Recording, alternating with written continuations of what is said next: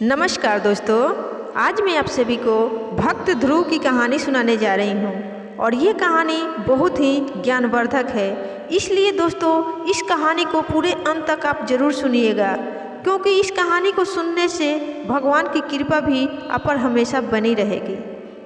बहुत समय पहले की बात है दोस्तों, उत्तानपाद नाम का एक राजा था।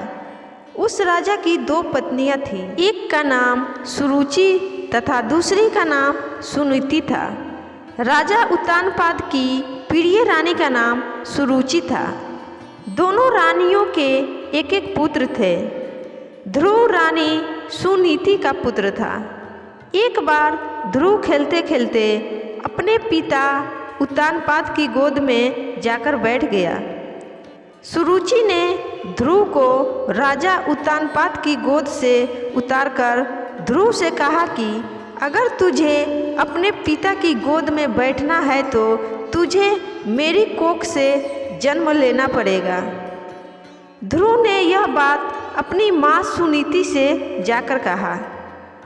इस पर सुनीति ध्रुव से बोली कि अगर तुझे गोद में ही बैठना है तो तू उस परमेश्वर की गोद में बैठ जो इस दुनिया का मालिक है। यह बात ध्रुव को चुभ गई।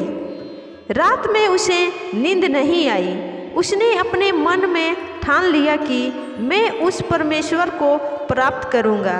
यह सोचकर वह उठा और जंगल में चला गया।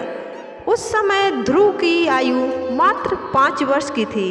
रास्ते में ध्रुव को नारद जी मिले। नारद जी ने ध्रुव से पूछा कि इतनी रात इस जंगल में क्या कर रहे हो? ध्रुव ने नारद जी से कहा कि मैं भगवान को प्राप्त करना चाहता हूँ। उनको मैं कैसे प्राप्त करूँ, आप मुझे यही बताएं। नारद जी ने ध्रुव से कहा कि अभी तुम बहुत छोटे हो। ये जंगल जंगली जानवरों से भरा पड़ा है। बेहतर यही होगा कि अभी तुम अपने घर वापस लौट जाओ। ध्रुव ने कहा कि चाहे जो हो जाए, मुझे उस परमेश्वर को प्राप्त करना है। नारद जी बोले, ठीक है, मैं तुम्हें एक मंत्र देता हूँ, ध्यान से सुनो। ओम नमो भगवते वासुदेवाय नमः। इस मंत्र का निरंतर जाप करो। भगवान तुम्हारी भक्ति से जरूर प्रसन्न होंगे। यह कहकर नारद जी वहाँ से चले गए। ध्रुव वन में भगवान विष्णु की तपस्या करने लगा। ध्रुव ने बहुत वर्षों तक भगवान की तपस्या की।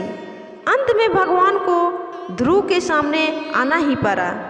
भगवान ने ध्रुव को अपनी गोद में बिठा लिया और कहा कि तेरा स्थान उत्तर दिशा में होगा। तू ध्रुव तारे के नाम से विख्यात होगा। तू सदा के लिए अमर रहेगा।